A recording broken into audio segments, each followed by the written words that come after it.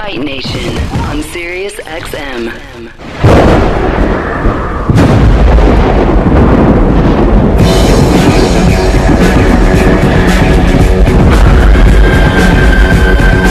Alright, Junkie Nation, it's time to roll, baby, on MMA Junkie Radio with Gorgeous George and Go. This is what we doing while we do it, baby. We rollin'! Covering MMA from all over the world, this is the premier stop for all your combat sports needs. MMA Junkie Radio, the only show broadcasting live from the Mandalay Bay Resort and Casino in the fight capital of the world, Las Vegas, Nevada. The lights are on and the mics are hot. It's time to get your MMA fix, junkies. Take it away, Big John. Gorgeous George and Goes, are you ready? Junkie Nation, are you ready? Well, let's get it on. From the fight capital of the world, inside the beautiful Mandalay Bay Racing Sportsbook, you are listening to the MMA Junkie Radio Show, the only show that matters. I'm your host, Gorgeous George. With me, as always, is the devious and dastardly Goes. Ari's co-host, back east producing. It's Andre the Giant. What's up, fellas? What up? Happy May 1st. Wednesday. Happy May Day. Hump Day. Hump Day. It's Hump Night, I guess, over there. It's already 8 p.m. on the East Coast. Yeah. I keep forgetting it's late for y'all over there. How was your Wednesday, Andre? My Wednesday's fine. Misha was just on for 2 hours. She's been up since 4:30 their time. So, yeah, she saw like before sunrise, and like now she's up and at 'em. Yeah. So kudos to her. So it may be late here, but Misha's on a whole other Wonder Woman level right now. Nah. Yeah. So Kudos shout out to Josh. Shout out to MMA Tonight. That's right. The return of Misha Tate with Ryan McKinnell. They were right before us. And for Misha Tate, her hump day was yesterday because it's already Thursday over there. Yeah. Shout out to Josh. Why? Not Josh. Sorry, Andre. Andre. Okay. Andre did something that I thought was awesome, and nobody gave a shit. And either they didn't give a shit or they didn't know it happened. But they were just about to do their interview with Chatri. Okay, 1 championship. Josh came back to 1 from U2. If you don't have Chatri on, it's probably the dumbest song to ever come back to. Mm-hmm. But because it's Chatri and it's 1 championship, it's hilarious. Did they get a kick out of it? Nobody said anything. No, Really? Nobody Not even said Chatri? anything. No, nobody like, hey, that's weird, or that's odd, or hey, that's great. I was dying. I was over here thinking, whoever did that's brilliant. And it was Andre the Giant. And it was Andre the Giant. Go ahead and play it for us, Andre. Let me hear it for a few If seconds. this comes back and nobody from 1 championship is on, it doesn't make any sense. So that's you and I. That's how they from came break. back to it? That's how they get into the. Okay. Came back from the Came break. back to the segment with this song. How long does it take for Bono to say, what? It takes a while. Oh, yeah. But still, you hear this, you know what it is. Right. I'm not the biggest U2 fan on the planet, but I know this song. Yeah. Yeah, no, I get it. It was a All good. right. It was a good play. Good stuff, Andre the Giant. It was either one by U2 or one by Metallica, and I don't want to go through like this long intro where you could barely hear anything.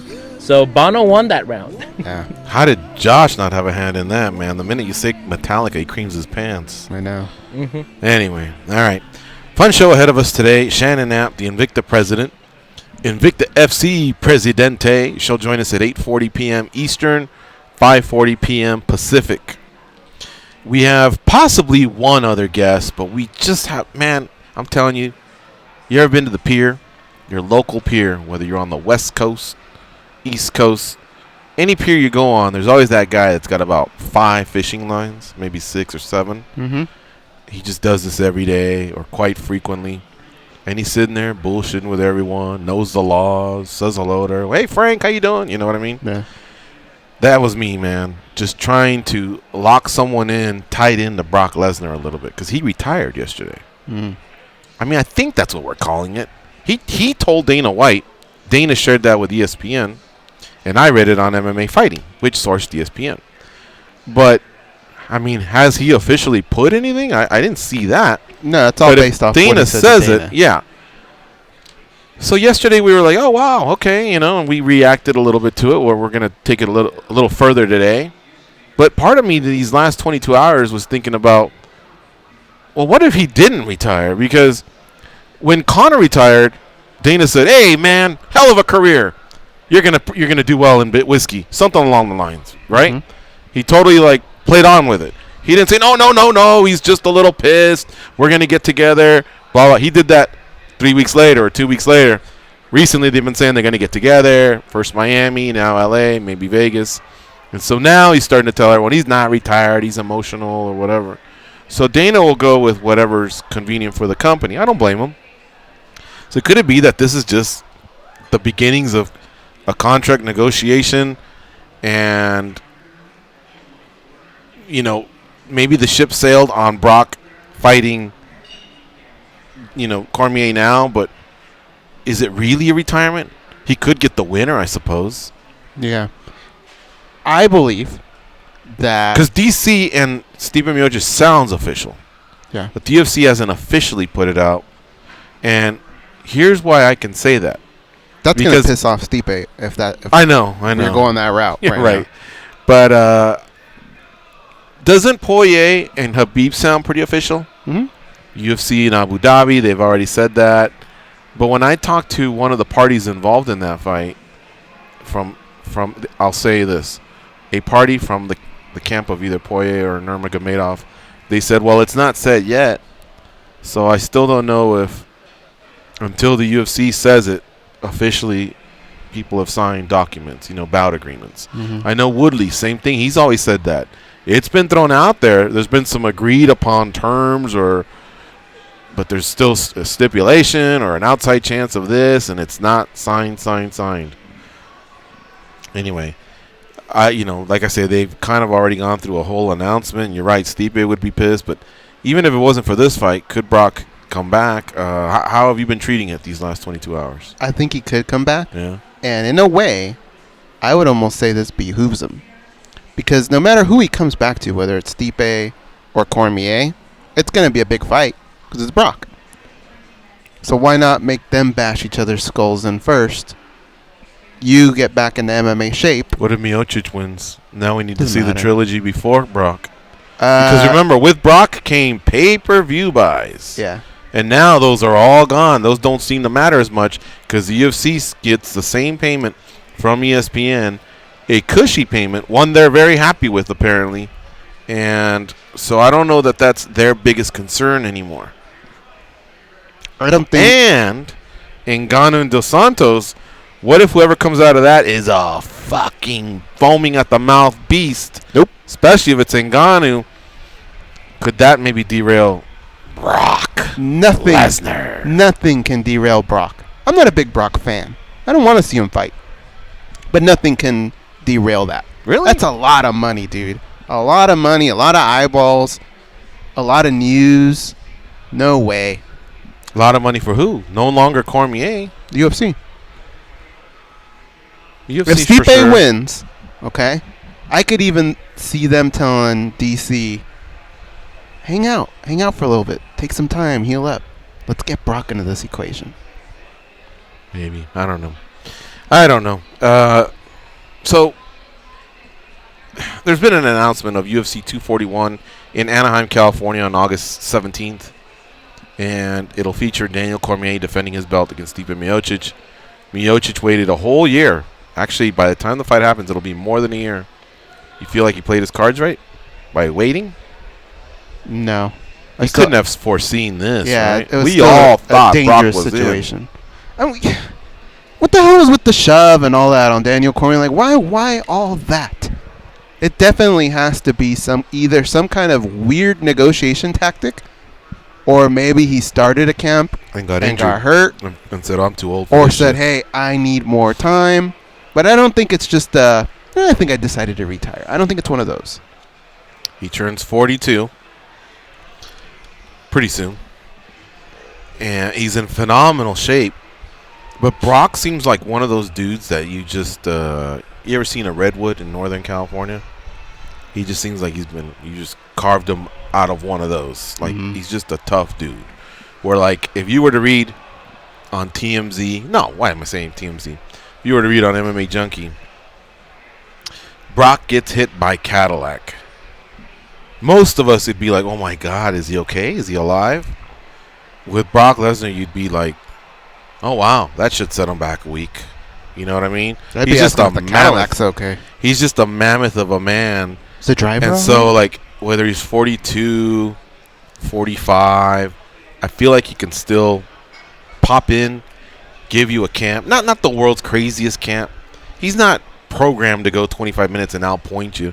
He's either going to smother you and take you out in 2 rounds. Maybe he's got a little bit of gas, enough to get into the beginning of round 3, or he's getting his ass kicked. But he's going home to a big old check. As big as he is, though, if he's standing in front of Francis Ngannou, even he's got to be kind of like, God damn, that's a big boy. Mm-hmm.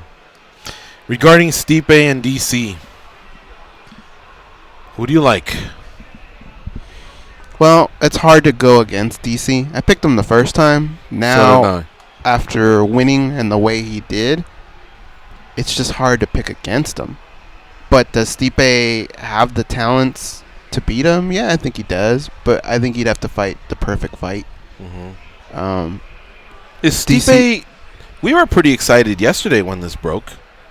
I remember when we were doing the show, we were like, all right, cool. Because we knew a UFC pay-per-view was headed to Southern California. It's going to be in Anaheim, California at the Honda Center on August 17th.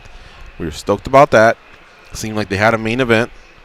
But has Stipe really been the guy that gets your tail wagging as fast as possible? Not to the level that you're talking about. Top 20, yeah. Yeah? Yeah. Yeah, it just depends on the dance partner. Who do you like to see when you go on MMA Junkie and it says so-and-so versus so-and-so, and you're like, oh, here we go.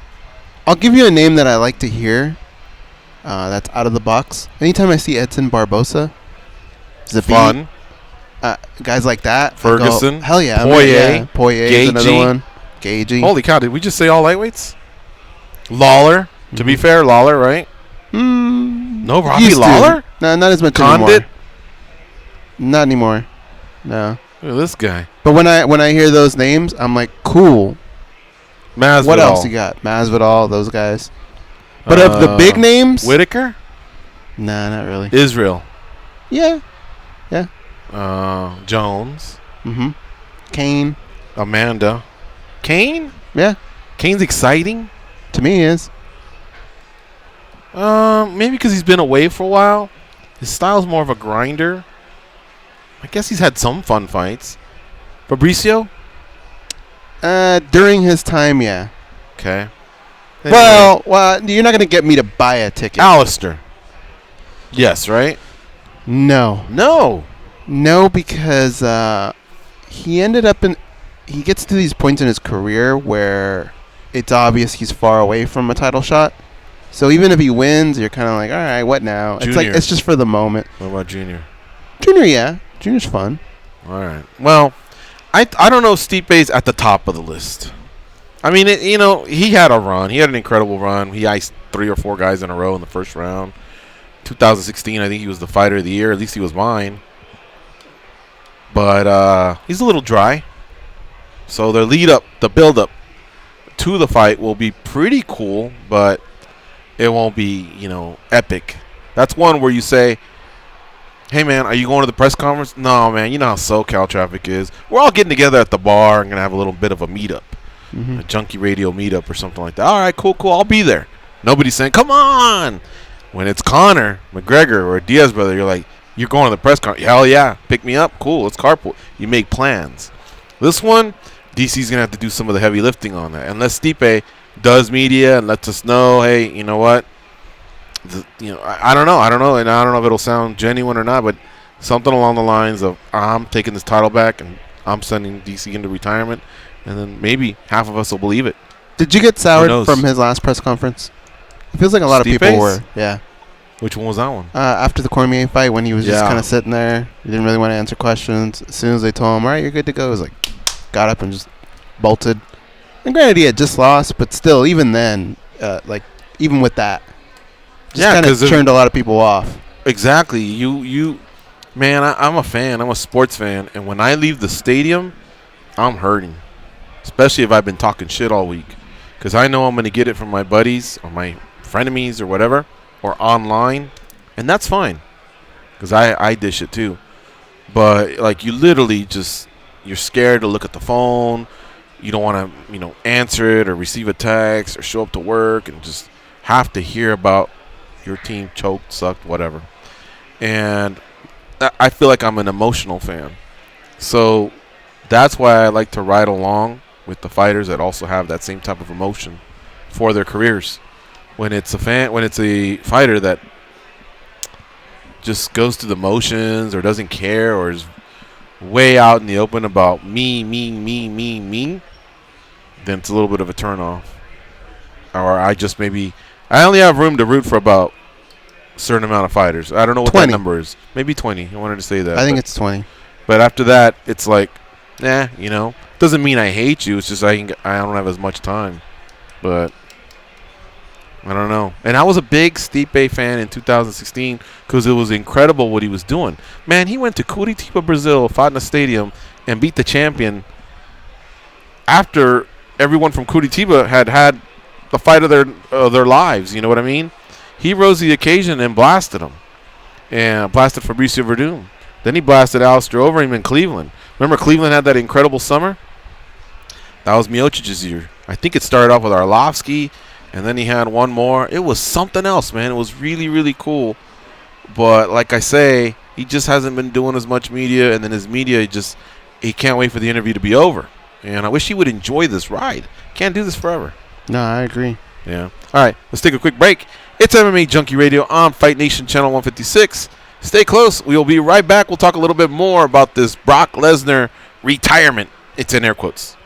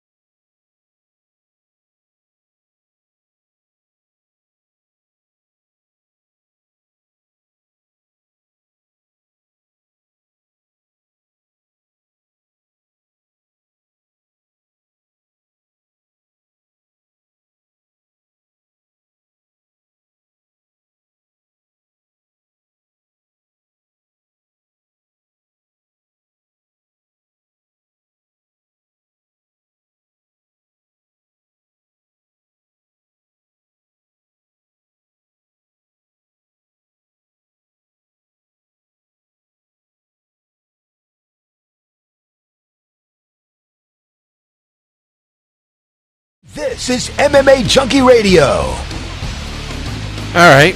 The big man, Brock Lesnar, telling Dana White he's done. Now, he's lost his Universal title over at WWE, over at WrestleMania, and it was early in the night. So it looked like one of those, like, I'm out of here, I'm going to the UFC. Like he's done in the past, whether it's a tease or he's come over for a fight. And we all expected this. We all expected this since last July when he entered the octagon after Daniel Cormier had beaten Stipe Miocic. They had this little pushing match. Everyone went wild. Then we all figured out, wait a minute, Brock's working off a few losses. And then everybody said, yeah, but he's Brock Lesnar. He's popular. Pay-per-views, baby. Of course, that's a big payday for DC. Oh, then we did a little bit more uncovering. Hold on. He still hasn't finished out that suspension from when he fought Mark Hunt at UFC 200. All right, we got to wait it out till January. In the meantime, the UFC needed some help with a pay-per-view in New York. Derek Lewis stepped up like on 3 weeks' notice. He had just fucking beaten Alexander Volkov by the skin of his teeth. Round 3 of the fight at UFC 229, that fight card with Conor McGregor and Khabib Nurmagomedov. And they said, hey, big man, can you fight Cormier, who's also not healthy in New York? They did it. They went out there. Cormier defeated Lewis. And so Cormier hasn't fought since then. But remember, he almost didn't fight in New York. He sneezed and threw out his back. Well, his back hasn't been too healthy. And he's been coaching Gilroy High School. DC has. Apparently now he's maybe getting better and better. He's been doing some light workouts. And yesterday there was an announcement in conjunction with Lesnar telling Dana White, hey, I think I'm done or something like that. And looked like the UFC might be moving ahead and doing a pay-per-view in Anaheim, California on August 17th with Daniel Cormier and Stipe Miocic. So that's kind of where we're at with all that. Now, does all this suck? Curtis Blades seems to think so. This is what he wrote on Twitter. Fuck you, at Brock Lesnar, holding up the whole damn division just to quit. SMH, inconsiderate AF. So if I already went ahead and told you, fuck you, I'm going to say it again. Fuck you, at Brock Lesnar, holding up the whole damn division just to quit, shaking my head is SMH. Inconsiderate AF as fuck. So that's what he's saying. I read that and I was like, does he have a point? A little bit. A, DC was hurt. B, since that shove, DC did defend once against Derek Lewis. Could that have been Curtis Blades? I suppose. But I think he had signed on by that point to fight Ngannou. Mm-hmm. And Derek was just way more popular coming off that epic KO over Volkov. You have another take on this, right? I disagree. Yeah, okay, go ahead. I believe As soon as you said it, I thought, man, you got a point. His beef is not with Brock Lesnar. His beef should be with the UFC. Brock Lesnar is not doing anything that any other fighter wouldn't try and do. Which is to be selfish. Yeah. Gotcha. And even at that, like, in a way, he's earned it. The things that he's done in his life to put himself in that position where people want to see him. He did it in a different way, too, because he's not a big talker or anything like that, right? I think Curtis Blades should be mad at the UFC. They're the ones that put him in this position to be able to do these types of things, to hold things up. I don't know that Brock's holding things up. The UFC was holding things up because they wanted that big payday. They wanted that big matchup, and they overlooked their sport to get to that point. Your beef is with the UFC, not with Brock Lesnar. Mm-hmm. Yeah. I would have to agree with that. I suppose Brock knows the extent of the weight that he carries. So if he says, hey, I'm interested in coming back, he does kind of hold things. Everyone, the UFC office says, hold on, stop everything. I got to talk to Brock Lesnar and see what's going on, because if he enters the fray, that decision making will affect maybe 1, 2, 3 cards. You know what I mean? Mm-hmm. So you're right about that. He knows it, and I think in the past, and I know in the past, he's used it to his advantage to play for maybe more money in the WWE, or he's played the WWE to get more money from the UFC, or whatever. However, can we hold that against them again? Goes back to the original thing. I think all fighters have every right to be a little bit selfish because they have a certain window, and once you get that leverage, you rarely have those types of opportunities to ask for more money or ask for certain conditions. But when Brock says that, okay, it's not like he just goes away the way the UFC likes to try and make you think is going on. They're talking to him, right? There's conversations. I seriously doubt that when Dana says, I haven't spoken to him in months, or you wouldn't be holding everything up if you weren't having some sort of conversation. He knows what that dance is all about. Okay, so it's not like he just takes off. And the other thing is, how many times have you heard fighters say, I don't respect Brock Lesnar. He's just a WWE guy. They give him special treatment. I've heard that opinion a lot. So why the fuck would you care about other fighters if that's what they say about you? Well, now let me ask you this question. As far as Curtis Blades is concerned, do you think maybe he knows a little bit of this and it's just more fun to attack Brock Lesnar versus, fuck you, Dana White's not a good start. Fuck you, the UFC's not a good start. Yeah. Colby Covington was able to pull it off. But I don't think you usually want to go in that route. So maybe this, at the end of the day, is just a Twitter shove, but nothing that's that big of a deal. It's just maybe you venting something, but venting it somewhere where you know it's safe. Maybe. Yeah. You know what I mean? I don't blame him for doing it. I just think he called out the wrong guy. But I don't blame him for saying any of that. Yeah. You think the other guys are pissed, or you think this affects him more because he was kind of in the running last year? I don't think the other guys. Let me look at Curtis Blades' I think most people kind of just get what went on, what happened. To a certain extent, like how many times did people say, "Hey, is Daniel really hurt, or is he just trying to hold out a little bit, see how this WrestleMania thing goes?" Curtis Blades last year was coming off an Alistair Overeem win. He had won 4 in a row. There was a no contest in there because Blades had tested positive for marijuana back in 2017. But he did win. So you really could look at it as he had won 6 in a row or 4 in a row because there's a no contest, or in his past 6 fights he hadn't lost, however you want to say it. He was on quite a streak. He beat Alistair Overeem 1 month before Daniel Cormier beat Stipe Miocic. So yeah, that's what it looks like to me. Is he should have been next, that, if I recall right. Brock Lesnar walks in, does the shove, and he must have taken this fight with Ngannou. It was on November 24th. So he was in camp, and the New York card was in early November. I remember they announced that one late. They said, Lewis, you step in against Cormier. Did they come to Blades and say, you can step in and face Cormier in New York, and we'll send Lewis to face Ngannou? They probably didn't want to do that because Lewis had just faced Ngannou and it was terrible. So I think that's what he's talking about, is that could have been possibly him that got Cormier, But because Cormier was kind of waiting for Brock and he wound up taking another fight, that's where a lot of this resentment goes. We know the story. He goes to Beijing, China, loses in late November to Francis Ngannou, and now that streak kind of just goes to the wayside. We can still say he's won 5 of his last 6, or in his last 8 fights, he's won 7 of them. Don't you feel like Curtis is going to get there, though, eventually anyway? I feel like he will. Sometimes I think that, but when you look at Tony Ferguson, he's barely gotten to an interim title.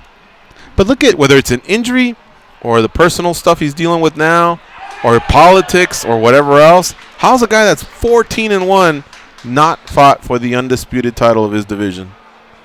Look at yesterday when we kind of broke down the heavyweight division. For as many cats, Carolina just scored. Right. For as many cats as they have, a lot of them were tied up. Like, it just feels like it's the heavyweight division, I think, is the most right time, right place division there is in the UFC. Because depending on who you are and who you fought, I don't think it really matters your ranking. I think you can just kind of bypass a few guys and hit the right guy. It's strange. I think a lot of this had to do, too, with Blades has never been the most marketable fighter. He's very quiet, very reserved, very respectful, very professional, actually. But I think the UFC still looks for you to be edgy. One way or another, you got to have a little bit of swag. Look a certain way. Something. Yeah. Talk a certain way, look a certain way, act a certain way, something. You got to have some of that. And so it's just a longer road to get to the title. Derek Lewis is very quiet, very chill. He really doesn't stir up much of a fuss. But how about that Instagram? That does its talking for him. Mm-hmm. Well, that, and he does go out there fights. and serve people up. Yeah. But it's basically just sheer power that he's throwing. You know, he'll throw those switch kicks or head kicks. He'll sling them dogs. But it's not like he's really doing other stuff along the way. He's just, you know, sheer power, and he's trying to, you know, give you a thumping at some point. But that Instagram handle is pretty big for him. And then when he does his post-fight speeches, he's pretty funny. He knocks those out of the park. And he keeps it very chill. It's not like he goes out there and does this whole monologue. He just says, my balls is hot. Baby, I'm coming home. I'm going deep. And whatever else he said along the way. Remember he told Jimmy Smith, I got to educate you or something like that. You coming over from Bellator. Anyway. All right, who do we have? We got Kevin in Chicago. He wants to talk Brock Lesnar. What's up, Kevin? How you doing? What's up, guys? Yeah, Brock Lesnar. I'm just glad he's not fighting. I just felt like it would have been a terrible fight. He would have went in there for a paycheck. He would have maybe swung for a haymaker. He would have turtled up and got ground and pounded. But my second question for you guys is, what do you think about Jack Hermansson fighting for the title? Considering the middleweight division, we got Kevin Gastelum's coming off a loss. We got Chris Weidman's coming off a loss. Yo Romero's coming off a loss, and he missed weight a couple of times, which I don't think he should be rewarded with the title shot, coming off a loss and missing weight. Paulo Costa, I think he has some work to do. Maybe Paulo Costa versus Chris Weidman and Kelvin Gastelum versus Yo Romero, and give Jack the winner of Izzy versus Whitaker. What do you guys think about that? Well, normally I would say, okay, but he's got to wait a while because that fight, Israel Adesanya wants to have it later in the year. And I don't know anything for certain, but if we know that the Abu Dhabi card is in September and there's rumors of Khabib and Poirier on that card, then I don't think you're going to see Whitaker and Adesanya there. So now we're all the way in October, possibly November. So that means the winner of that fight wouldn't be ready to fight till what, January or February, if we kind of go off a 3-month, 4-month schedule. Let's just go with the worst case scenario, February. That means Jack the Joker would be on a 10-month hiatus. However, he did just fight 2 times. He's got some money. He's got some bonus. He's got, you know, his paychecks, some bonus money, and he just did 2 camps. Maybe he would wait the 10 months.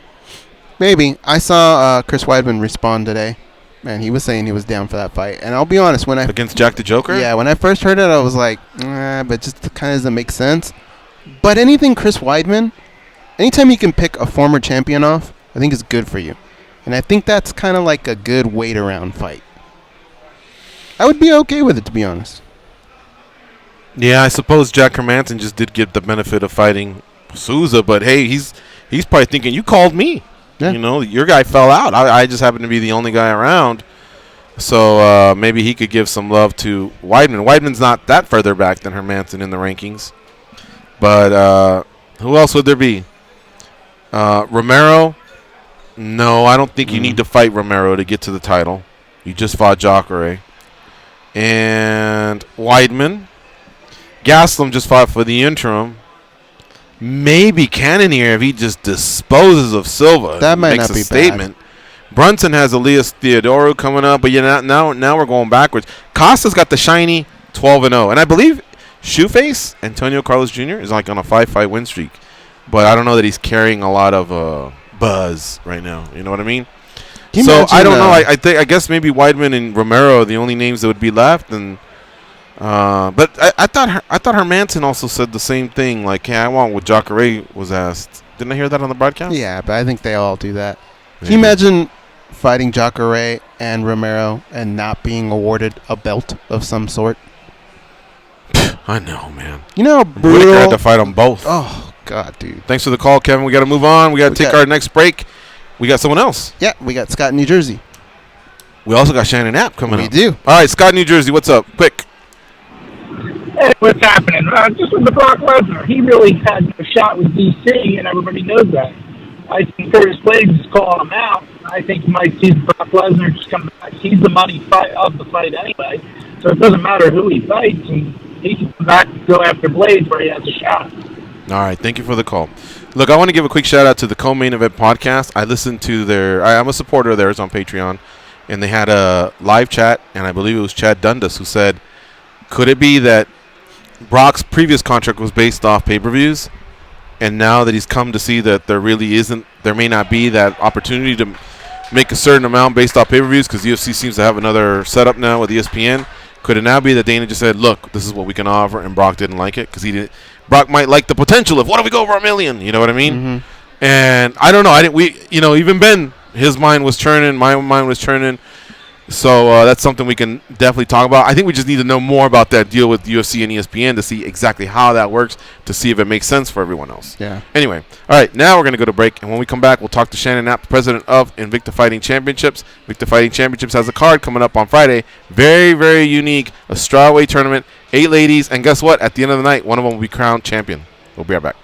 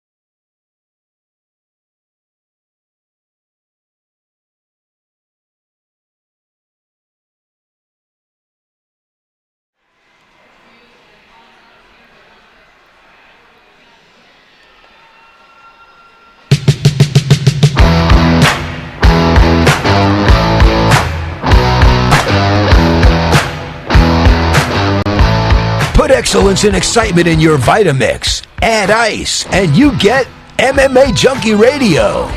Tonight at 9 Eastern, it's Game 2 of the conference semifinals between the Portland Trailblazers and the Denver Nuggets. Listen to the game on NBA Radio, Series 207, XM86, and streaming on SiriusXM connected devices and speakers. All right, let's not keep it waiting any longer. Shannon Knapp, the president of Invicta Fighting Championships, will join us here for a quick spot so we can talk about Invicta FC Phoenix Rising Series Strawweight Tournament. First, follow her on Twitter at Shan Knapp. That's ShanKnapp. And why don't you go straight to the Invicta website so you can kind of follow along and get familiar with the website, with the promotion if you haven't already. Well, there's new fans all the time. That's why I say it. It's InvictaFC.com. But Invicta's been doing this for almost a decade now, and this is a very, very unique tournament. This strawweight tournament will crown a champion all on the same night. Hey, Shannon, how you doing? Welcome back to MMA Junkie Radio. I'm doing well. Thanks for having me. All right. It's always a pleasure. Well, thank you. The pleasure's all ours. And this is awesome. We get to see 8 ladies compete in the first round, and you got your reserve fights ready to go. But at the end of the night, someone will win a major title in the sport of mixed martial arts in this unique setup that you guys have created. Kudos to you and the team for coming up with this. This really, really is intriguing. Yeah, thank you. I'm really excited about it. This is how I like tournaments. I'm kind of old school, and I don't lose interest because I still always care, but it keeps my attention if I can get it all done in one night. Mm-hmm. So that's kind of what I like about it. And we've thrown some twists in the mix. After the quarterfinal, whoever finishes their fight in the quarterfinal will get to pick who their opponent is going into the semifinal. So we've got, we've thrown some little extras in there that I think are going to make it really exciting. Plus, we have finishing bonuses on the round. So if you finish, you just get more money. Mm-hmm. So that's kind of a good thing, too. So to be clear, make it even more exciting. The faster finish, if there's multiple finishes, they'll get to choose the semifinal opponent. And then the other two will be lumped together, obviously. Process of elimination. Yeah, that's correct. Okay. So, yeah, it's kind of a new twist on, it's kind of I think it's going to make it exciting. Certainly, they're going to want that finish to get that upper hand. Yeah, it takes me to the old school UFC days. Now, they were crowned tournament champions, right? And so you guys will have a tournament champion. But the caveat here is the young lady that wins will also be your undisputed strawweight champion, correct? Yeah, that is correct. Nice. Berna just moved over into the UFC. She was fought last weekend, so that belt's vacant. So, what better way? I mean, we've got the top females in this tournament, and it just makes sense, So, yeah, now there's a belt on the line. By the way, man, she fought a really, really tough fight, Verna did. And we've ranked her. We've ranked her on USA Today Sports and the MMA Junkie rankings. So we all knew how good she was going in, but I thought she had a good showing for herself. And I think she'll do very well. Yeah, no, she's very talented. Mm-hmm. Very talented. She was a great champion. I was delighted to get to see her have that opportunity.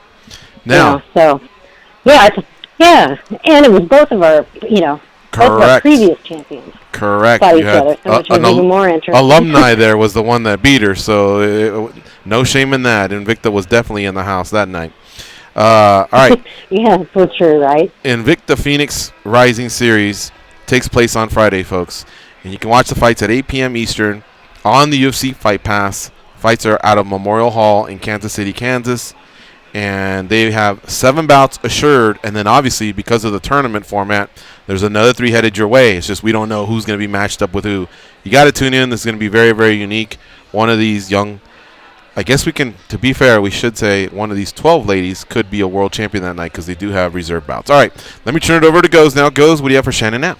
Shannon, so I love this format, and I thought what was really cool, one thing that I do want to go back to is whoever gets the fastest finish in the first round gets to pick who faces who in the next round.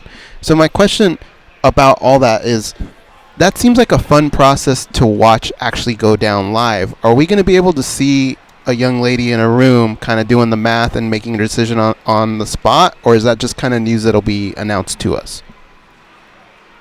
No, absolutely. That's kind of the great thing about the show is we're actually going to take you behind the scenes. They'll be in the back in between the rounds and things with the doctors doing the concussion testing and stuff like that.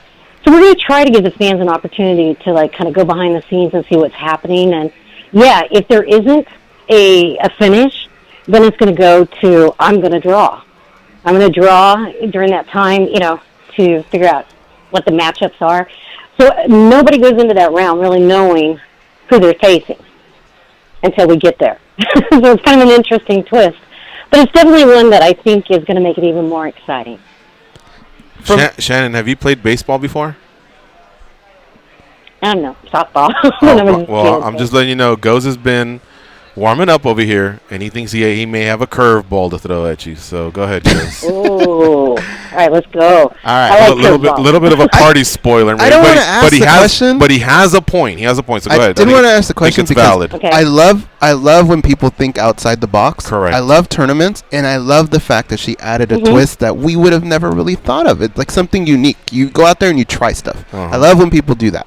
But because of what kind of happened with Bellator, I just wanted to know what would happen in a first-round matchup if there were a 10-10 round, because they can't fight an extra round because this is all based on the amount of rounds that you're allowed to fight in a night, right? So what would be like the contingency plan there? So then we go to the referee, and the referee will make the decision of who moves forward. Interesting. The criteria. Whoa. So yeah, no, we've addressed. Yeah, I've played this back and forth. Yeah, forwards, backwards.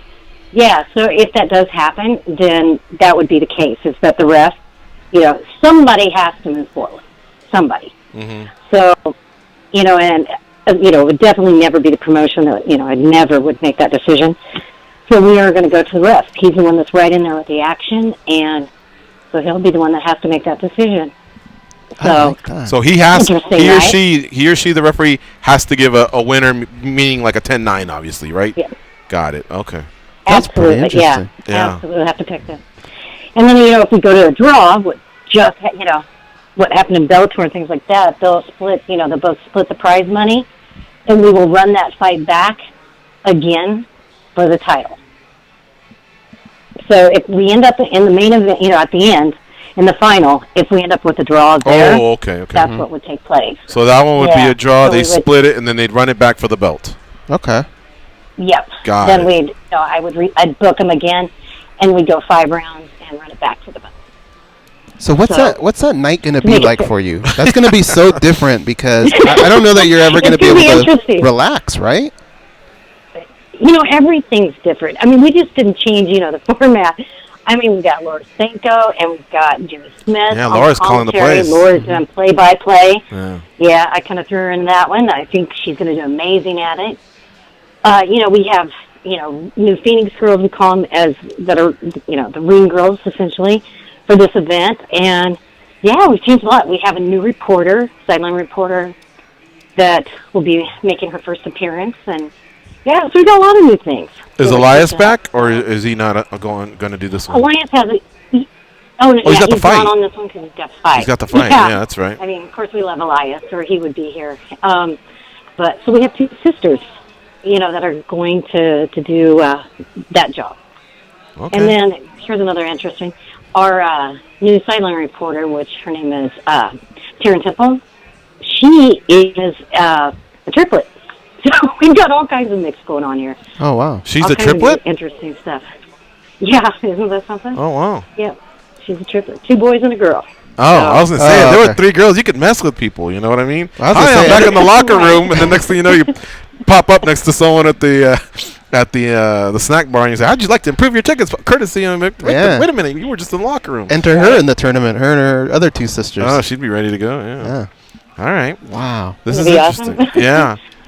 Where'd you get this idea? No, it definitely is interesting. You kind of thought of with going back to the old UFC days, or what?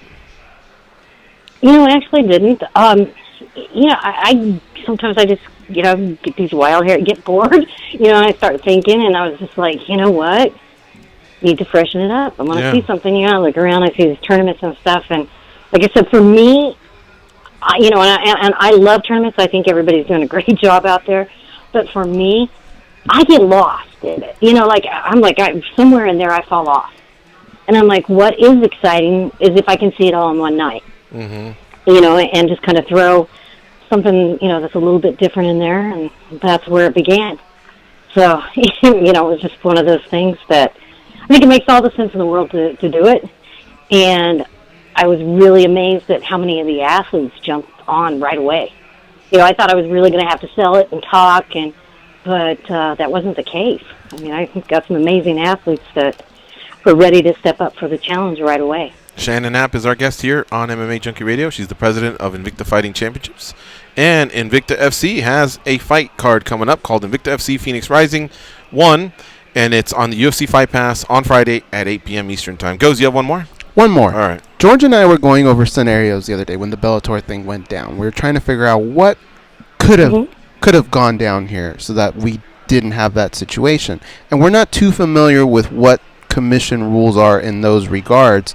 But one thing we had said was, well, what if your contingency plan was judge the fight pride style? If after using the 10-9 system, you end up with a draw, what if you just make the judges do it pride style and they just judge the whole fight and come up with a winner there? When you say the referee's going to make the decision, was there another option there that you weighed between two options, and can you share maybe what the other option was as well? Yeah, it all has to do with the commission. I mean, they can only render what is rendered, as far as if it's a draw, it's a draw. My understanding that they would not ever, go back and say, oh, it's a draw, these are turned in, but now we're going to decide something different. Oh. So what I had to look at was, I could have brought in a celebrity judge, but, you find, there could be complications there too, because what if that judge knows one of them? He's the one in there that's really following the fight. I mean, he's in there. I mean, he's supposed to be really following it because he's reffing it. So, and he knows the criteria of, fights and all that kind of stuff and the judging and how. So, yeah, I'm going to leave it in. Love it. Logic. Yeah, that guy is so good. He's all Phoenix Rising. I love it. And, of course, the young lady standing there in that kid. Who's that young lady? Is that Laura or who was that? Don't know. It's Jerry West, who used to play for the Lakers. Everybody just thought it was just a player who's dribbling a basketball, but that's Jerry West. Oh, that's cool. Hall of Famer, yeah. All right, here's one nosy question. We'll have to make it quick because we're up against the clock. You're offering bonuses, an opportunity to be a world champion. Did the pay all work out? Because I guess technically there's 25 rounds possibly that they can fight, but at the same time, I don't know. I mean, was that complicated? Yeah, no, not really. The way we broke it down, whoever wins this will not just walk away with the belt. They're going to walk away with over $20,000. Okay. So, and that's not a bad gig. Yeah. But everybody gets paid. Right. Every round that you go, you're getting paid. Gotcha. So it's just not like, when they enter in, they get money to enter in for that first round. They move on. They get money again. So it just continues to grow. This is so fresh. Love it. Cannot wait for Friday night. UFC Fight Pass at 8 p.m. Eastern start time. Folks, check it out. In one night, one of these strawweights will be crowned a world champion. Thanks, Shannon, as always, for the time. Good luck with the event on Friday. Well, thank you, and thanks for the support. Always appreciate you guys. Of course. Thank you. Thank you for your time again. All right, that is Shannon Knapp. Follow her on Twitter, @Shan Knapp. That's ShanKnapp. And to find out more about Invicta, go to invictafc.com and check it out. Not only does it have all the information on the young ladies that are fighting here, the promotion, past events, future events, they got a shop. They got their alumni is really cool. And then you'll see the history, the rich history of Invicta. We'll be right back. It's the top of the hour break. MMA Junkie Radio on Fight Nation, channel 156.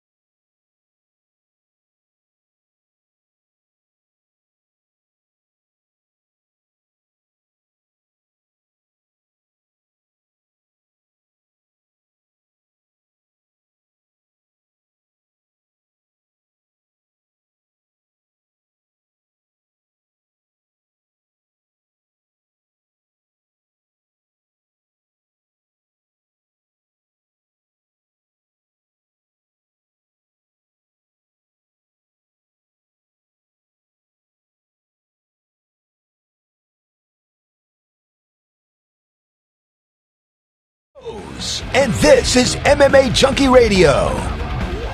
One more thing regarding Invicta FC. I told you guys, check out the website, invictafc.com. It'll tell you all about the promotion, their future events, their previous events, how to watch the event, and their shop, because they have a shop there if you want to pick up some gear related to Invicta. But one of the really, really cool features about their website is alumni. Look at the tab that says alumni. Now, some of you can't get to it because you're in your car, or maybe you're listening on SiriusXM connected devices and speakers. You're on an Android. I'm going to read you these, and you're going to, I think, unless you're a fucking moron, I think you're all going to go, damn. That should be the reaction. If you go to alumni, these are the names you're going to see. Aisling Daly, Alex Chambers, Alexa Grasso, Alexis Davis, Amanda Bell, Amanda Bobby Cooper. Now, 4 of those are currently in the UFC. One's in Bellator. Daly's a ex-teammate of Conor McGregor. I know you all remember her. Amanda Nunes, the GOAT of women's MMA. Amber Leibrock fights for Bellator. Andrea Lee, UFC. Angela Hill, who, by the way, just took another fight. Did you hear about that? Oh, wait. After this one that she's in? Oh, wow. Elise Herrig tore her ACL, and she's out of her fight.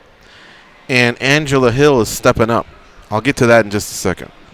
Let me write it down here because I'll probably forget. Yeah, Felice, we hope for a quick recovery.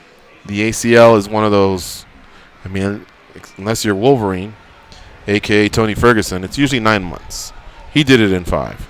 But we wish you a safe recovery, Felice. That sucks, man. That's a serious knee injury, but you'll be in good hands with the doctors and then, of course, the UFC PI. They'll take care of you if you choose to come out to Vegas.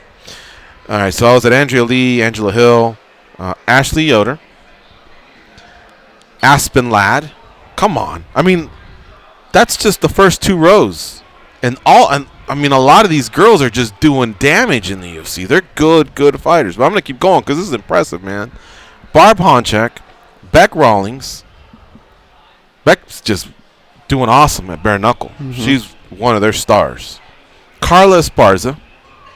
She's the one that beat Amanda Jandiroba. So that's why she said an alumni beat Van. Verna was the strawweight champion. That's what created this opportunity for the tournament. She came over to the UFC, and she lost. She was 14-0. She took her first loss, but she lost to another former Invicta champion in Carla Esparza. It was just so long ago, people might not remember that Carla Esparza came out of there. A lot of people might think, oh, she came through tough. Well, she started at Invicta. Kat Zingano, Cindy Dandwall, Claudia Gadelia, Christine Cyborg Santos, Colleen Schneider, Felice Herrig, Irene Aldana, Jennifer Maya, Jessica Penne. I mean, if you're Shannon Knapp right now, aren't you just sitting there with a cigar on a hammock, just saying, keep reading them names, GG. It's the who's who. Because, yeah, this is what I built. Jessica Rose Clark, J.J. Aldrich, Joanne Calderwood, Jocelyn Jones Liebarger, former tough enough, Jody Escobil, Julia Budd. Bud's the Bellator champion, by the way. Mm-hmm. And some of those other ones you already know. I'm not going to say UFC. You already know. Caitlin Young, Karolina Kovalkiewicz, Lauren Murphy. People are probably saying, just say everyone.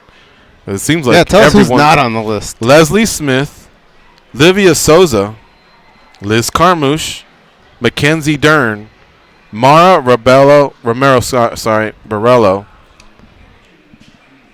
I'm not going to say Misha Tate nor Ronda Rousey, I believe. No. Marloes Conan, Megan Anderson, Michelle Watterson, Nina Ansaroff. Dude, we should almost have like a Grand Prix of which row sounded the best. That's 5 rows. And I think that last one was pretty money. I'm going to say it one more time. Jessica Rose Clark. Oh, no, this one coming up. Sorry. Caitlin Young, Karolina Kovalkiewicz, Lauren Murphy, Leslie Smith. No, the next one. It was Mackenzie Dern, Mara Borello, Marloes Conan, Megan Anderson, Michelle Watterson, Nina Ansaroff. Well, I mean, they're all contenders. So, look at this row. Paige Van Zandt, Peggy Morgan, Rachel Ostovich, Raquel Pennington, Rose Namajunas, and I Roxanne think that's the Modafferi. best list. What the fuck, man? It just keeps getting better and better in terms of the talent or the history or the star power. I don't know. That one's up there.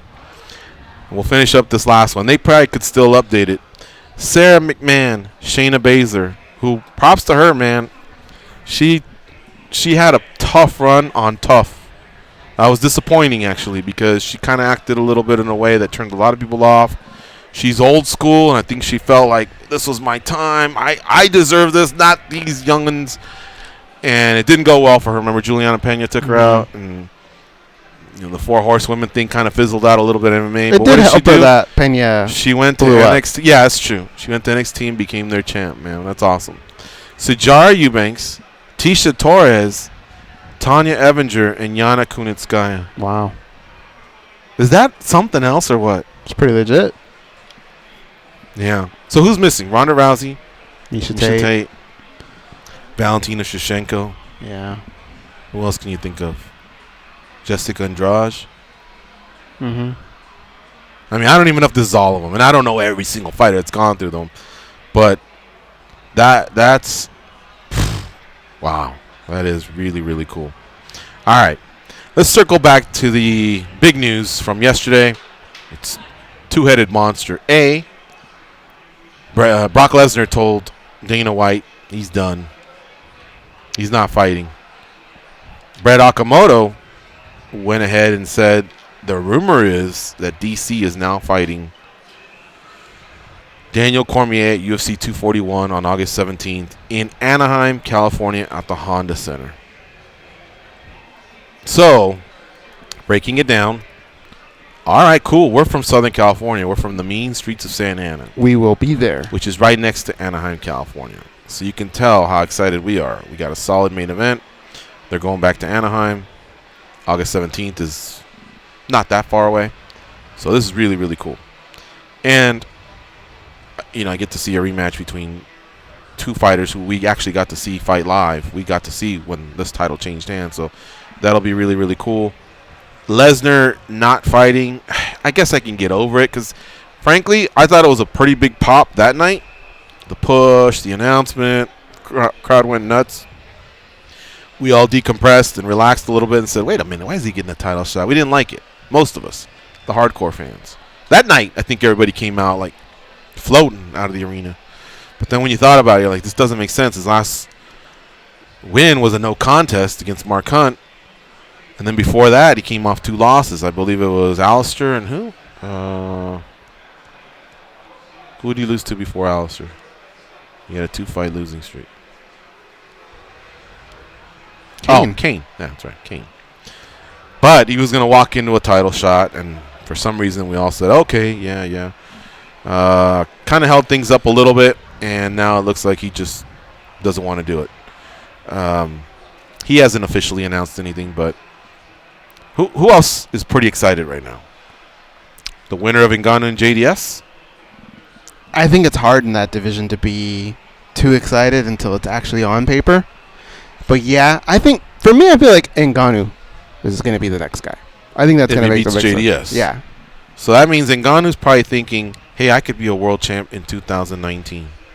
I think him and JDS are the only two that can think that. Mm-hmm. Unless Overeem were to take somebody needs to get hurt a high-profile fight between, because then he'd have a 3-fight win streak. Maybe he'd have a shot of getting in there. I think the UFC's always liked Alistair Overeem. But I mean, yeah, but how do you get past Ngannou? Ngannou's gonna go, you're right. Hey, watch this video. I beat him. But if JDS wins, Alistair's gonna go show this video because Alistair beat him. Huh. Have you seen every title change live? Well, for sure I've seen the heavyweight. Light heavyweight. Do you know anybody who has? That's on my bucket list. I know I saw the middleweight title change hands. Anderson Silva were there when he lost his title. Wait. I was there when Forrest beat Quinton.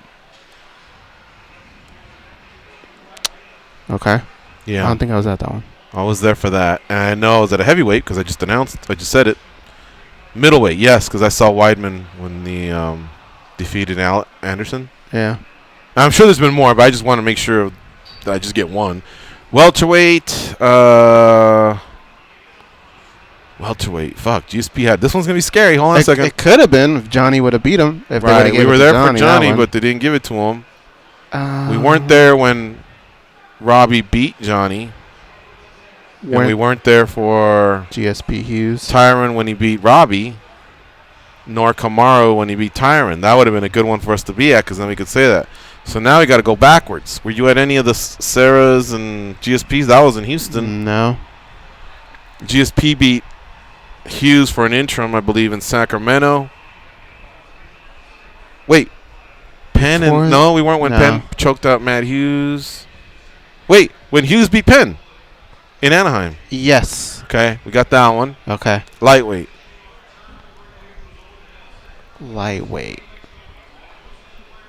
Habib. No. He beat Iaquinta. And before Habib was it Connor? Yeah. Fuck, he held it up for a while. Before Connor was Eddie. Where Eddie was... Oh, yeah, I have seen that. I saw... Eddie knock out RDA? No, the other one. I saw Connor beat Eddie. You were in New York? No, that was here in Vegas. No, it wasn't. Or no. Sorry, RDA. RDA lose to... Yeah, that was the day when you were stuck here. RDA lost to Eddie Alvarez. Yeah. Okay. You were stuck here that day. So now I got to look. But that is that is probably my big... You may have already done it. No, because there's still women titles that I haven't seen change hands.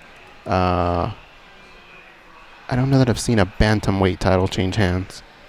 And this is bugging me. Why'd you bring this up? We're off track now. I know.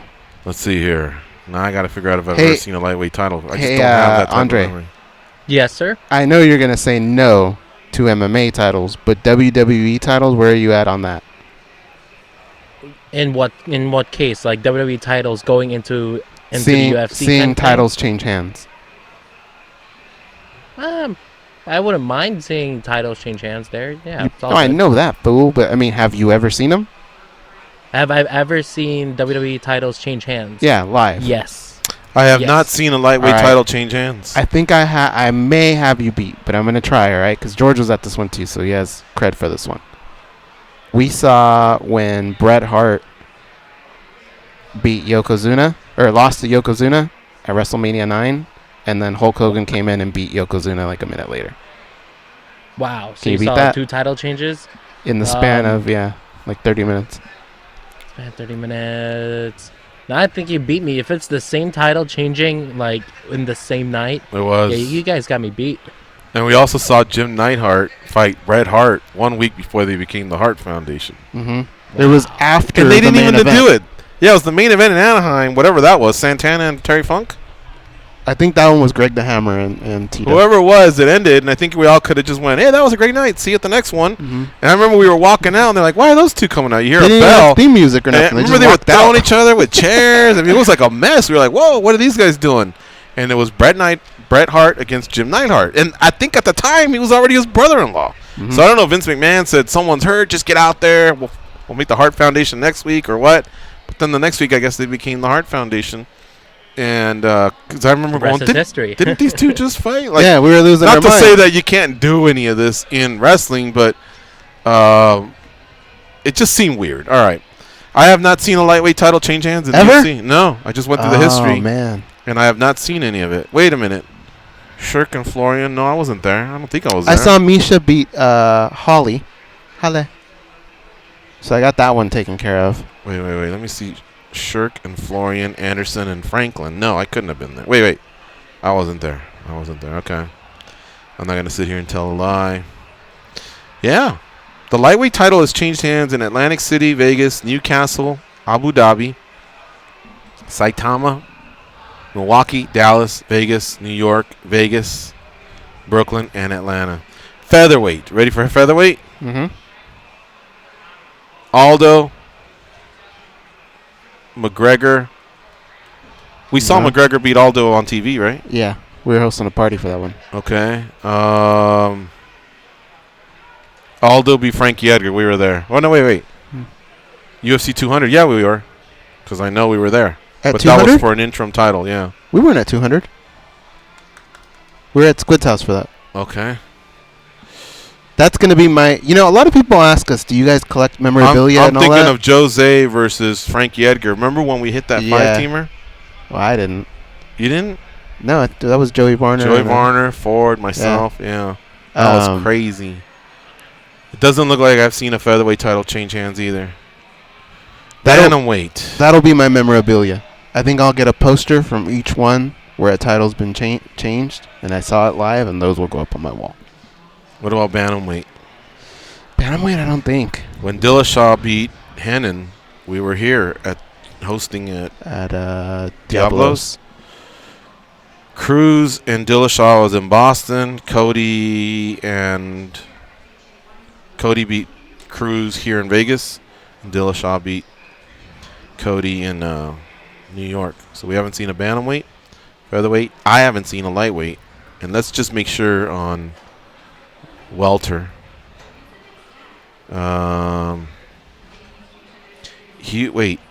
Goes. We may not have seen a welter, dude. The one in Anaheim? There wasn't a belt on the line there? Matt Hughes. Oh, I think he was already champ, huh? Right. He just beat BJ Penn, but it wasn't for a title. BJ Penn submitted Matt Hughes. I saw that on TV. But then Penn was stripped because he left for K1. Matt Hughes then defeated George St. Pierre in Atlantic City. George St. Pierre got him in Sacramento. Matt Serra. No, we haven't seen one of those either. We didn't go to UFC 79 with GSP and Hughes? I don't think so. Liddell and Vanderlei Silva? We weren't at that one. We saw that one on TV. That was at MGM, right? Yeah, okay. All right, so we got to do that one too. Fuck. Oh, we did see Condit and Diaz. If you want, it's technically a title fight. Yeah. We were there for that one. Yeah, all right. If I'm not mistaken, we came out of there, and I think we did a post-fight show, and I said, hey, Brendan Schaub, you want to come over and co-host? And he said, all right. And he came over, and his face lit up. The other one with Ed Herman showed up that night too, I think. I can't remember, but I still feel I hadn't seen any Brendan Schaub podcast or nothing like that, and I still feel like he just lit up and thought, I need to do this. He had a lot of fun that night. He hung out with us, and I could tell he'd be really, really good at it if he did it, but I just didn't know if he was going to do it or not. We got to go to a break, though, I believe. Oh, no. We got 6:30 is our next guest, right? We Frank Mir is going to come on the show. He fought Brock Lesnar twice, 1-1 with him, so he'll join us in just a bit. We'll talk a little bit about that with him. But Goes just threw a massive curveball my way, and titles changing hands. Evan Tanner defeated David Terrell. Were we there? Yeah. Yes, we were there. We qualify. Doesn't matter because we saw Weidman beat. And didn't you see Rich Franklin and Anderson? But that's when he defended it against him in Cincinnati. So that one didn't matter. Okay. I think I've seen that Didn't we see Rockhold beat Weidman? We were there. UFC 194. Was that Pettis and Melendez? I saw Bisping beat Rockhold. Oh, in L.A. Yeah. So I've actually seen that title change quite a bit. And then we got light heavyweight covered, I believe.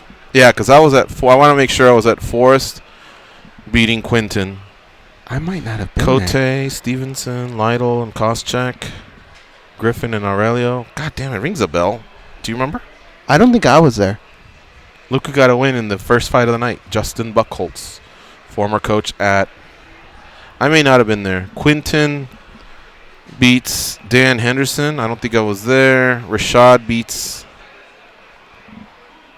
Forrest Griffin. Mir beats Rodrigo Nogueira. I think I was at that one. Because Quinton beat Vanderlei, and I believe I was there for that. I'd love to hear if somebody can call in this week that has seen every belt change hands. So who would you think to would recap, be that person? I've seen a heavyweight, a light heavyweight, a middleweight, but no welterweight, no lightweight, no feather, no bantam. Well, shit, now we got to do fly. Flyweight. There ain't that much of a history there. No. It's just Demetrius Johnson beats Joseph Benavidez in Toronto, and then Henry Cejudo beat Mighty Mouse. Mighty Mouse in L.A. at UFC 227. Didn't see either one of those. We weren't there for that. Jermaine D. Randami, the women's featherweight, she beat Holly Holm in New York. Cyborg beat Tanya Evinger. We were there. We covered that one. Now let's go to women's bantamweight. I saw Misha beat Holly Holm. I don't think I went to that. You were in the back though. I was? Okay. Yeah. And I was there when Holm beat Rousey in the stadium in Melbourne, Australia. No, I'm just kidding. They're real. I was there when Rousey, I guess, officially beat Liz Carmouche. But she had already been promoted to champ. So you sure I was at Misha Tate Holly Holm? I know you weren't. You were in the back. I was in the back? But you were in the arena. Yeah, I got jobbed on one of those, man. I forget which one it was. They didn't give me a seat, and I was in the back. Maybe it was that one. It was that one. Nico Montana beat Roxanne Modafferi. I qualify there. I saw that. Right? No, we were in Virginia for that one. Tough finale?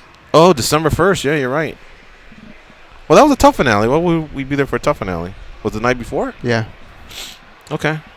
We were just at Kamaru versus RDA, right? Yeah. Yeah. I was there when Carla beat Rose. You were there too, right, Goes? Yeah. All right. And so we got a couple here, man. We got to get busy. Huh. What's so funny? Andre's got fat fingers, apparently. Does he? Have you ever sent a fat fingers text? No. I have. I want to remind everybody that we have done a couple of these now, but we're going to be back on Sportscaster on Saturday for some alternative broadcasting through the lenses of myself and Goes. We'll be calling the fights as you watch them on ESPN Plus, headlined by Ali Aquinta versus Donald Cowboy Cerrone. We'll be calling the whole main card, and we might have to dip in there for one fight card from the prelims just to make sure everything's tip top and just to set up and be ready. I know that puts Goes a little bit more at ease. So you can watch the fights with us. It's kind of like a fight companion, if you will. The ESPN Plus main card starts at 8 p.m. Eastern, 5 p.m. Pacific. So that's what time officially we'll be on. There's 6 fights, including Iaquinta and Cerrone.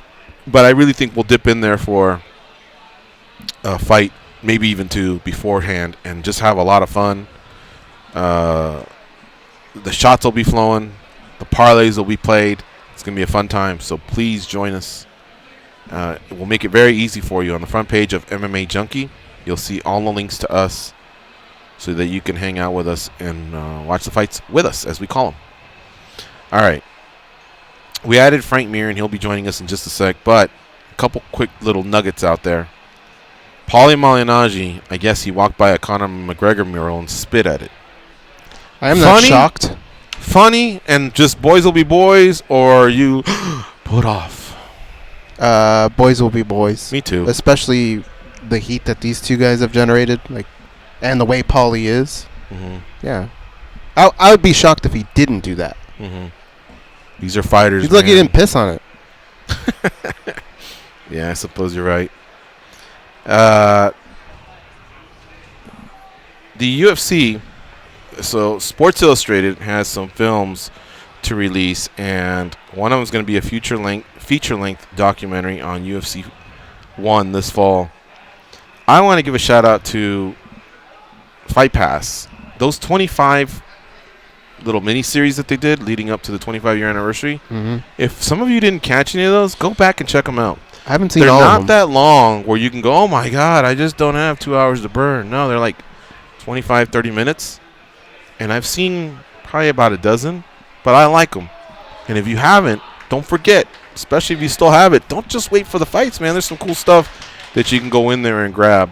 So make some use out of it. But this is more of an SI Films to release feature-length documentary on UFC 1 plug. So that's coming up this fall. Lillian Garcia has signed with the PFL, former WWE ring announcer. She'll be the ring announcer now for the PFL. PFL starting up on May 9th. So that's a week from tomorrow. Sorry, a week from, so they're going on Friday. Mm-hmm. Yeah, they're going on Friday. And there was one other thing. Angela Hill, I mentioned this earlier.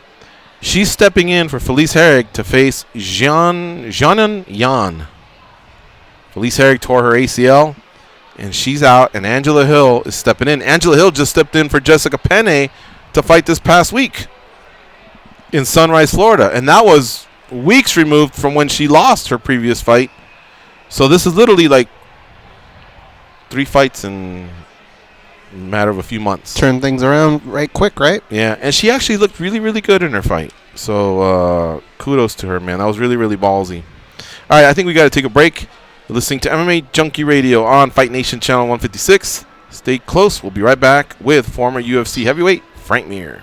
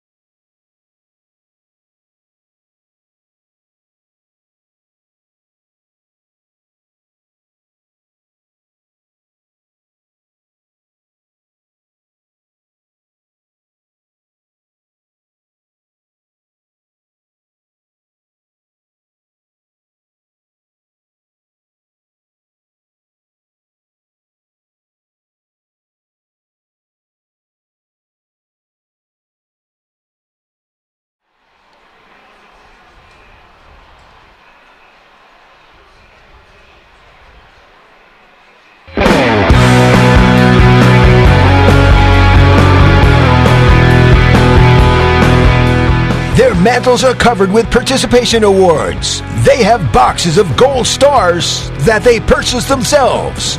They are the legends and demand your respect. Here are George and Goes. SiriusXM has your chance to win a trip to Game 4 of the NBA Finals. Sorry about that. I almost gave away 4 tickets to 4 NBA Finals. All right, this is a trip to Game 4 of the NBA Finals. So we don't know who's playing yet. We're down to 8 teams. One grand prize winner will win a trip for 2, including air, hotel, and tickets to the game. Official rules and to enter and details, go to SiriusXM.com/NBA Finals. Make it /NBA Finals 2019 and do that before May 20th. I could not possibly butcher this read any worse. No additional purchase is necessary. Void where prohibited. Must be a U.S. resident and at least 18 years of. I sound worse than one championship. You must be a president to go to a Game 4 Finals. If not, no chance. So who's left? Portland and Denver. Boston and Milwaukee. Toronto. Golden State and Houston. And Toronto's playing who? Sixers. Yeah. All right. So to be fair, any of those 8 cities you'd have a chance to go to.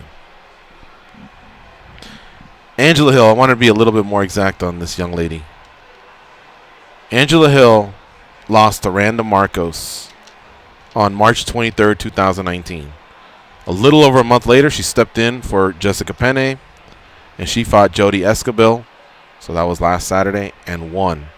Now Angela Hill has accepted a fight. She's stepping in for Felice Herrig. And that fight, where'd it go? All right, that's UFC 238, and that's on June 8th, I believe. So from March 23rd to June 8th, that's literally less than 3 months, 3 fights. If she can go 2-1, especially winning the last 2, that would be really, really nice. That would take a lot of the bitterness out of what was a 2-fight win streak and a run where she had lost 3 of her last 4, because she had lost to Nina Ansaroff, beat Marina Moros, lost to Courtney Casey, lost to Randa Marcos. So then she beat Jodie Escobil. I mean, look, when you lose 3 out of 4 and you're only 8-6 at the time, you could possibly get cut. But she was able to step up and get the win, and now if she can get another, then I think she really can maybe take a little bit more of a deep breath. She's lost to beasts in that division: Jessica Andrade, Nina Ansaroff, Courtney Casey, Randa Marcos. And the 3 wins that she has are Ashley Yoder, Marina Moros, and Jodie Escobil. But she can hang her hat on one solid win, and it was at Invicta, Costa Mesa, California. I was there when she captured the title via split decision. She beat Livia Souza, who's doing really well in the UFC. So it's almost like she's on a 4-4 run. She could really use this win, though, and again, that would make her have a 2-fight win streak, and you get your win bonus, your show money, and you're eligible for these other bonuses. All right, now we'll be, since I believe we'll at some point catch up with Frank Mir, I think now is a good time for the Daily Debate. The brothers Garcia seemingly can't agree on anything. Everybody knows it's duck season. Rabbit season. Duck season. Rabbit season. Whether it's food, Less filling. Tastes great. Less filling. Tastes great. gambling, Always bet on black. I like red. Black. Red. Black. Red. Black, dummy. or even social media, Instagram. Snapchat. Instagram. Snapchat. the same applies to the biggest stories in MMA. Time for MMA Junkie Radio's Daily Debate. All right. Today's hashtag Daily Debate for @MMA Junkie Radio. Have we heard the last of Brock Lesnar in MMA? Hashtag Brock Lesnar. Yes, I think he's retired. No, he'll be back again. It's iffy, but I hope so. It's iffy, but I hope not. Dude, the voting was really close. Almost 2,000 votes came in. And there's not like a clear... Well, there is a little bit of a clear-cut winner. But there's not really a clear-cut loser. So, a lot of diversity here in the votes. And I'll read a few of the names off here. But first, let's hear from Goes. No, he'll be back again. Here's the way I look at it, George. This could be a negotiation tactic. He could have started a training camp to see where he's at and gotten hurt. He could have started a training camp and said, I need more work. He could have said, why don't I just let these two monsters bash it out and I'll pick up those leftovers? Because no matter what fight Brock's involved in, it's going to be big because of Brock. It doesn't have to be Cormier. It doesn't have to be Stipe. Just whoever he's going up against will be big. So I have a feeling that he'll be back with, when you see like everything they did, him going in there and shoving Daniel, like why would he have done any of that if he didn't have the So you're certain intention? he'll be back? Because I'm iffy. No, I'm certain he's coming back. I'm iffy. But now, of my choices, but I hope so, or but I hope not. I hope so, but not for a title. I don't care if he fights in the UFC. It's fun when he's around, that's for sure. I think it brings in a whole new audience, and he's different to watch. What you see from him is something you really don't get from others, and that's just sheer power and size and, wrestling skills to go with a decent jiu-jitsu top game and a straight right that can probably hurt you if it connects. But I just don't want to see him straight into a title. Do I want to see him fight someone else, like when he came back and fought Mark Hunt? Sure. But for a title? No. So give me, it's iffy, but I hope so. But it's going to be for a title. That's the thing. He didn't fight Mark Hunt for a title. Yeah, but now at this point, I think it'll be for a title. So you think he might get the winner of Cormier and Miocic? I think so. And you think just especially the negotiation Cormier. What are you leaning more towards? The negotiation didn't go well, and Dana White's painting it as he's retired, or maybe he got a small injury and he's just having doubts of whether he wants to go through a camp. Small injury, I think. Because all this news, ESPN, all that, I don't think that's catching them by surprise. Pay-per-view buys, what's going to happen now. I think they've probably already crossed those bridges. I think he probably tried something, just figured out he's not where he needs to be and needs more time. All right. But I think he'll be back. Well, I think it's iffy, and I hope so. But again, just not for a title, man. Look, I mean, if he were to win at least, if he comes back and beats a solid competitor, like let's see Godzilla versus King Kong, like one of those types of matchups, and you bring in the winner of JDS and Ngannou. No. Well, no, because they're both, JDS like 6'4", and I think the other guy's 6'5", so they're guys that can match the size, I guess. Maybe even Ngannou's bigger than JDS, but just like check out my muscles versus your muscles. If you can get past one of those two, then I think you can claim next. But I don't think you can just come into a title. So yeah, I will admit, I'll concede that Brock is such a big name that he'd probably get that type of a pass. But straight into a title off a no contest, and before that a 2-fight win streak. Oh man, I only did it because I was there in the arena and I got all caught up in that moment. I was, DC had just won the title. I probably had just hit a parlay, to be honest. And then Brock comes out of nowhere, and I couldn't remember that he was on a 2-fight losing streak. I just thought, whoa, it's mayhem, Even old boy there, the boxing coach, what's his name again? Who? Cormier's boxing coach. Oh, we used to know him here from the Vegas circuit. Oh my God, I was about to say Gil, but not Gil. It's Rosendo Sanchez, correct. Even he's getting a shove in there. I got caught up in it, and I thought, cool, yeah, line it up. Then when I got home, he would have shoved King Kong. I was like, why are we doing this? But anyway. Hey, listen, a lot of votes came in, and this is how it broke down. 43% said, yes, I think he's retired. 24% said, it's iffy, but I hope so. 17% said, it's iffy, but I hope not. 16% said, nope, he'll be back again. So I think 41%, 2/5 of the audience, feels like they're not sure yet, and then they form an opinion on whether they want him back or not. 43% said, yeah, this is it, man, which is almost half, I guess. Interesting the way this voting went. Thanks again to Junkie Nation, listeners of the show, readers of the site, for chiming in. Here's a few that came in that I want to read off from the comments. You can always leave a comment when we do these, and I'll read a few off. Dirty Justice at Itchy Private says, maybe he's retired because of his chicken legs. Does Brock have chicken legs? When you have a body like that, I think no matter what kind of legs you have, they're going to be chicken legs. He had some kind of calves going, though. I think he just has small, like short legs, right? Yeah. At J_Jizzle 1992 says, nope, I think he'll be back. And at Giggsy G18 says, I don't really care if he retires. He comes back. We get to see DC maul him for fun. He doesn't. The division carries on. Yeah, I suppose, but that was one hell of a hold-up, Giggsy. I mean, that was last July when we heard, he's got to do whatever. Then we found out that in January he'd be off suspension. I mean, we're all the way in April, and now we just hear he can't fight, and now the other fight's not even lined up to August. Just can't have that. All right, that's it. That's the Daily Debate for today. Continuing on here, what's an update on our guest? Man, I'm having trouble getting an update on him. Have you sent him a text? Yeah. Okay, cool. All right. Macy Chasson. How did she say it? Chasson, right? Chasson. Yeah. You know she's fighting again already? Yeah, I saw it today. That is quick. Good for her. I liked her. She's a beast, man. I wasn't sure if she was going to be the real deal, but she's really, really talented.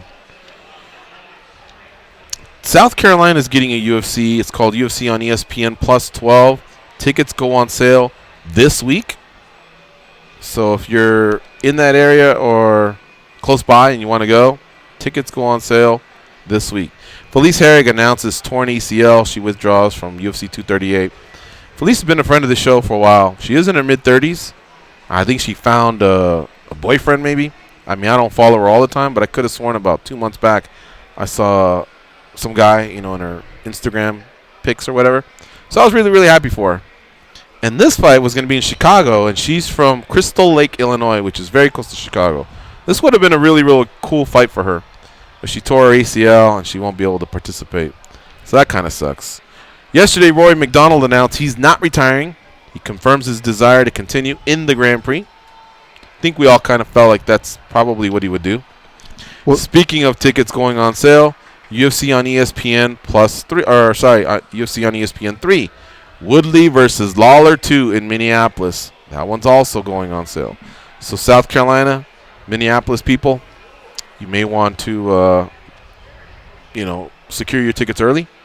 Brian Barberina is fighting Randy Brown, and Anderson Dos Santos is fighting Andre Ewell, and they've all been added to UFC on ESPN Plus 12. Where the hell's that one at? We're all the way at Plus 12.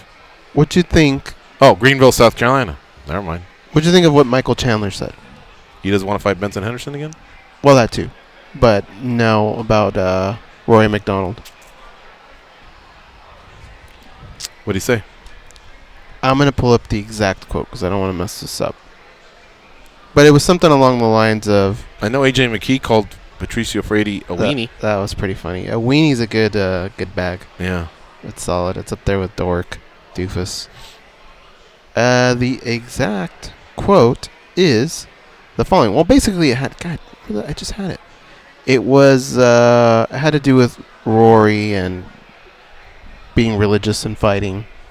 I'm saying, I talk to my God. My God's perfectly fine with me whooping some ass. I thought that was strange. It was because, I think going back to Conor McGregor and Khabib, I think we've all come to some sort of an agreement collectively. Fans, media, fighters. Let's just kind of take a step back from religion, right? Mm-hmm. Like when a fighter thanks God for the inspiration, to go out there and fight, whether you are a believer or not, I think you just let them say what they say.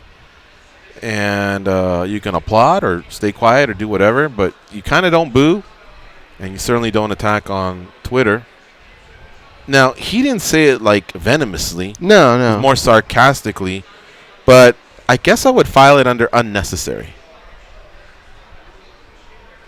I don't think him and Roy really have any form of beef, and I think that's that. Because here's another thing. Look, I guess I'm saying it for two reasons. One, Chandler's pretty witty and he can say other stuff. Mm-hmm. But two, he's opening himself up for people that are going to come around and give it to him when he's going to have a low moment in his life or whatever, and he's probably not going to like it. And that's what turns fighters off a lot, is when the fans come after him. But a lot of fans do it because they're protecting their guy or gal. Some just do it to be a jerk. And some just do it because they feel like, well, hey, if you can throw some shade, then I'm going to throw some shade. But a lot of fighters sometimes, even though they're the toughest men and women on the planet, sometimes on social media they're not. The quote is, unlike Roy McDonald, I talk to my God every day, and he's completely fine with me beating the hell out of people. All right. All right, that's cool. Let's go to break. You're listening to MMA Junkie Radio on Fight Nation, channel 156, excuse me, and we'll be right back.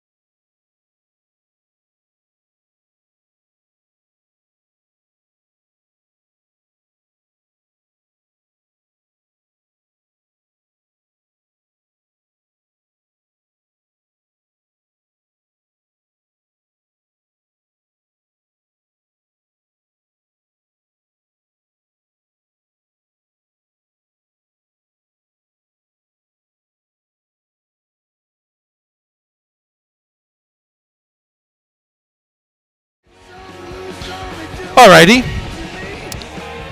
I hate the fact that we told you we had added a guest, and it looks like our guest is not going to call in, or we're not going to get him, but that's the way it appears at this point with 9 minutes to go in the show. However, shout out to MMA Tonight. They had a great show. Miesha Tate came back. She moved to Singapore about 3 weeks ago, and so that's why you hadn't heard her lovely voice. But she woke up early. I think she said something about a 4:30 a.m. wake-up call, and then she pounded out 2 hours with Big Mac Ryan McKinnell, and they had a great guest, Chatri Sidyatong, the CEO of One Championship. And if you recall, One Championship came out with a statement regarding agent certification, and of course we all had questions and comments and remarks for the last few days, but I thought that was a nice, timely interview, and he kind of addressed it a little bit. So let's hear a little bit of an audio regarding that particular topic that's been hot this week. Main point of the agent certification, just like the NFL or Major League Baseball or NBA, is to eliminate any unprofessional behavior, any unethical behavior by agents and managers. In Asia, it is a widespread widespread problem across the entire continent of managers and agents stealing from their athletes. And one champion can sit here and do nothing about it, or as the leader of martial arts, we feel like there's a responsibility on us to clean up the entire ecosystem for the benefit of all parties in the ecosystem. So that was the thought process. And look, there are minimum criteria such as no prior criminal record, no long history of lawsuits with athletes, a minimum of 10 years of experience, and et cetera, et cetera. And there will be exceptions made on a case-by-case basis based on an agent or manager's track record and reputation. So we want to, in a nutshell, we want to work with the best managers in the world who are the most professional, with the highest standard of excellence and highest standard of integrity, who have the best interests of the athletes in heart. That's who we want to work with globally. So, of course, we have one requirement of current residency in Asia, but again, we'll make exceptions to that on a case by case. So that's the one nugget that if they just would have added that to the press release, I think a lot of the uproar and the confusion would have shut a lot of it down. Died down. I think people still would have been like a little mad maybe about the criminal records and college, all that type of stuff. But I think the one thing that stood out in everybody's mind was, come on, man, I'm not moving to Asia for 1 year just to represent a client. Mm-hmm. Yeah. In fact, maybe they could have even just not listed that criteria, publicly. Just said, hey, we're going to tighten things up. There will be some criteria. And on a case-by-case basis, some of the criteria could be waived, but if you're the minute you are going to put it out there, then that's the minute people are going to dissect your criteria, your stance. Mm-hmm. And I could tell that when they did that just left, rather than the applause, hey, great, because it does sound like Chaudhry's really trying to clean up that part of the sport. Rather than receive that, I think he received more like ridicule or sarcasm and, a little bit of a pushback. And it shouldn't have been that way. Because, like I say, we've seen it. We've seen a lot of agents that really aren't agents. And honestly, a lot of them weren't asked to be agents. The fighter just didn't feel like dealing with a lot of the BS, and they're willing to give up a little bit of the percentage so they can just be right on fight night. But the other person's really like, they're just going off that title because it would be kind of silly to have a business card that says his pal or friend or whatever. So he put some, lofty title in there, and that's that. But I think that was a solid explanation, and the fact that we know exceptions will be made. All right, great. And still, even if you say, hey, look, 20 years from now, maybe it'll all be different, I still don't understand why they would have to live in Asia. Because you could be a pretty solid individual. I mean, granted, that exception would be made, so why even put that, though? According to him, it's more for if the individual lives in Asia, it's easier for them to go after them legally if they do something shady. So you heard the interview? Yeah. And that's what he said? Uh-huh. Oh, okay. Well, then that's... But, I mean, you can live in Asia for 1 year and be the greatest agent of all time and then just move back to the United States, right? Yeah, or maybe I guess you could open up a proxy office or have a representative. I don't know.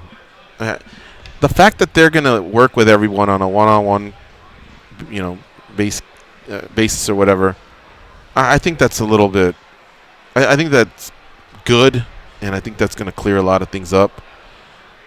He sounded really good, though, when he explained it, and he sounded like, hey, look, this is what we intended. It just didn't wind up working out that way. Instead, we're focusing on this stuff. I like the way he tackles things. He does it in a very calm and soothing way. True. Where you almost believe him just because of the approach that he comes with. But he actually has facts to back it up, and you can just tell there's something in his voice that he actually wants to change things and wants things to be better. Let's finish up with this. It's going to be on a sour note. This guy doesn't come off smooth. This is boxing coach Billy Patton speaking about Greg Hardy. That's his guy. God, he just should not have said this. He says, quote, I watched Greg Hardy hit grown men and make them limp as a noodle in seconds. If he had any malice the night of this alleged incident, the woman would be dead. Every time I'm walking to the ring, Ring, I hear you woman beater.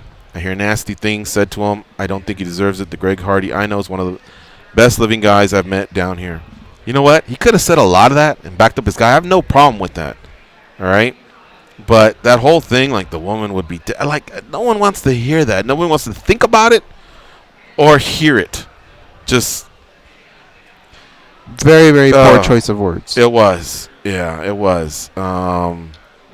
It was very unnecessary. I would suggest him just 1 minute saying, look, we're past that. That's in the past. Mm-hmm.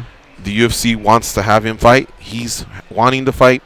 He's a kind guy to everybody in the gym and everyone around him, and we wish him the best of luck in his next fight. And that's that. You start making these comparisons or even talking about hitting a woman, it's never going to end well. Yeah, it's not going to fly. So I would hope Greg Hardy just tells him, Coach, I love you, but man, we just need to get past this. Don't, no comment that question or just move on from it. Mm-hmm. All right. Want to thank our guests for today. Shannon Knapp, president of Invicta FC. Remember, they got that Phoenix Rising series. 8 women are going to compete to become a world champion, an undisputed world champion in the strawweight division on the UFC Fight Pass, 8 p.m. Eastern on Friday. Check it out. Some UFC vets are in there. It's going to be a good one.